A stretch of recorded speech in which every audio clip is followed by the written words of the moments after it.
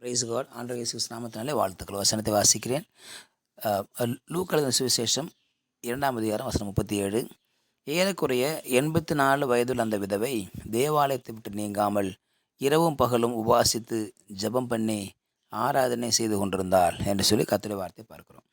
இங்கே 84 வயதுடைய விதவை. அந்த விதவை பெயர் பைபிளில் கொடுக்கப்படலை. ஆனால் அந்த விதவையானவள் தேவாலயத்தை விட்டு நீங்காமல் இரவும் பகலும் உபவாசித்து ஜெபித்து கொண்டிருந்தாள், ஆராதனை செய்து கொண்டிருந்தாள். இந்த வார்த்தையை வாசிக்கிற பொழுது நமக்கெல்லாம் ஒரு மிகப்பெரிய தாக்கம், சில நேரத்தில் ஒரு வெட்கம் அல்லது அவமானம்.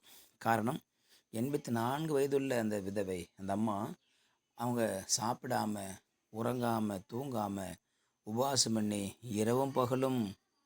என்ன காரணம் சொன்னால், அது கீழே சொல்லப்பட்டிருக்கிறது, கர்த்தரை புகழ்ந்து எருசலேமிலே மீட்புண்டாக காத்திருந்த யாவருக்கும் அவரை குறித்து பேசினார். இயேசு கிறிஸ்துடைய செய்தி, இயேசுடைய செய்தி எல்லோருக்குமானதாக எதிர்பார்த்து காத்து கொண்டிருக்கிறதை பார்க்கிறோம். எதிர்பார்த்து காத்திருந்தால் எருசலேமின் மீட்புக்காக காத்திருந்த. அப்போது இயேசு கிறிஸ்து பிறப்பு என்ன? எருசலேமின் மீட்பு வேண்டும். எருசலேம் மீட்புக்காக ஒருவர் பிறந்திருக்கிறார், ஒருவர் பிறக்கப் போகிறார். அவர்தான் இயேசு என்ற வார்த்தையை இவள் சொல்லுகிறதை, அல்லது எருசலேம் மீட்புக்குண்டாக காத்திருக்கிற மக்களுக்காக அவரை குறித்து என்ன பேசினான்னு சொல்லி எழுதப்படலை. என்ன பேசியிருப்பாங்க? இயேசு கிறிஸ்து மீட்பு பிறந்திருக்கிறார், மீட்பர் வருகிறார், அவர் இந்த பூமியில் ரட்சிப்பை கொடுக்க போகிறார், எருசலேமுக்கு மீட்பை கொடுக்க போகிறார், பாவ மன்னிப்பு கொடுக்க போகிறார். அப்போது இயேசு கிறிஸ்துவின் பிறப்பை காத்திருந்தார்கள். இயேசு கிறிஸ்துவின் பிறப்பை 84 வருஷமாக ஒரு பெண் காத்திருக்கிறார் என்று சொன்னால் அது எவ்வளோ பெரிய ஒரு செய்தியாக இருக்கிறது. எருசலேமின் மீட்புக்காக, எருசலேமின் விடுதலைக்காக இயேசு பிறக்கப் போகிறார். இன்றைக்கு மீட்புக்காக, இந்தியாவின் மீட்புக்காக இயேசு பிறந்திருக்கிறார். தேசத்தின் மீட்புக்காக இயேசு பிறந்திருக்கிறார். தமிழகத்தின் மீட்புக்காக இயேசு பிறந்திருக்கிறார்.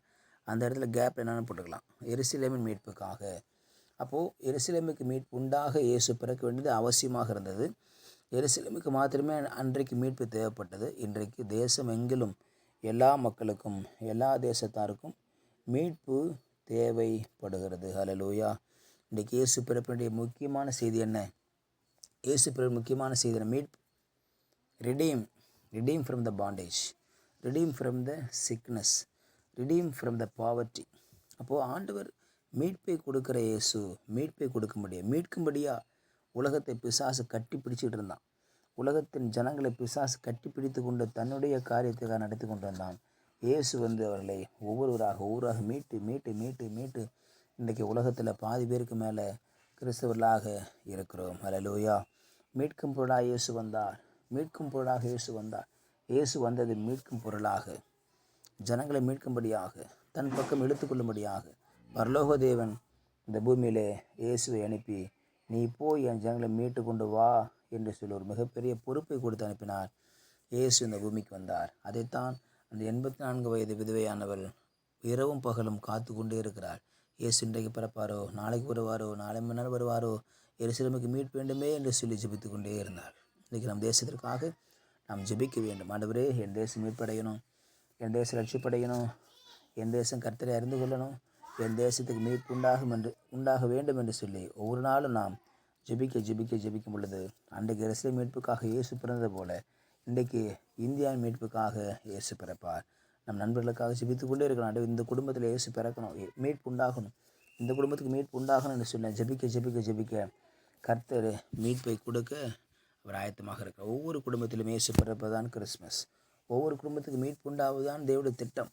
ஒவ்வொரு குடும்பத்தையும் மீட்கப்பட வேண்டும் தான் இயேசுவின் திட்டம். ஒவ்வொரு குடும்பம் கர்த்தரை அறிந்து கொள்ள வேண்டும் என்பதுதான் தேவனுடைய திட்டம்.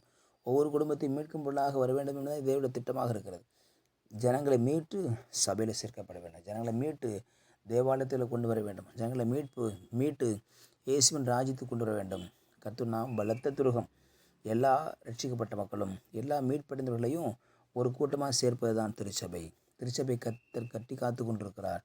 திருச்சபை கர்த்தர் நேசித்து கொண்டிருக்கிறார். திருச்சபை கர்த்தர் ஆசீர்வதித்து கொண்டிருக்கிறார். தமிழ் பிள்ளைகளை அங்கே கொண்டு வந்து சேர்க்கிறார். இன்றைக்கு சபை பெருகணும், சபையில் ஆத்துமாக்கள் பெருகட்டும், சபையில் ஜனங்கள் பெருகட்டும். ஆத்துமாக்கள் பெருகி ஜனங்கள் எல்லாம் இயேசுவை ஆராதிக்க ஆயத்தமாக வேண்டும். ஆகவே சபை என்பது தேவனுடைய கூடாரம். சபை என்பது மீட்கப்பட்டவர்களுக்கு கூட்டமாக இருக்கிறது. நாம் எதிர்பார்த்து காத்திருப்போம். நம் தேசத்தை கர்த்தர் மீட்பார். இயேசு பிறப்பார். நம்முடைய தேசத்து மக்களுக்கு உண்மையான கிறிஸ்மஸ் உண்டாகும். ஜெபிக்கலாம். பரிசுத்த நாளுக்காக ஸ்தோத்திரம் பண்ணுகிறோம். கேட்ட வார்த்தைக்கு நன்றி ஆண்டவரே. எருசலேம் மீட்புக்காக அந்த 84 வயது பெண் காத்திருந்தது போல நாங்களும் எங்கள் தேசத்தை மீட்பாக காத்திருக்கிறோம். மீட்பை தாரும். இயேசு நாமத்தில் பிதாவே. ஆமேன். ஆமேன். You will be succeeded. Praise God.